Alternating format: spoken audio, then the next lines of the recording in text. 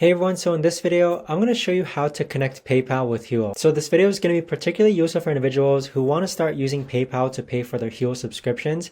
How do you actually connect PayPal with Huel? Either way guys, this video is going to be short, sweet, and simple. There's not going to be a lot of steps involved, but the way to actually do this is that you're first going to log onto your Huel account, and then on the upper right hand side, you want to click on My Subscriptions. Now on this page here, you want to scroll down to where it says Payment Methods, and then on this page here, you're going to see this button that says Add New Payment Method. So click on Add New Payment Method. Now we're almost done guys. This is the really important step. You have different types of payment methods that you can add to Huel. So you can add a credit or debit card, or you can pay with PayPal.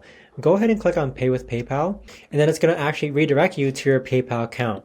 So if you're not logged onto your PayPal account yet, this is where you'll actually log in, and then go ahead and click on Agree and Continue, and then also select the card that you want to use to pay Huel with.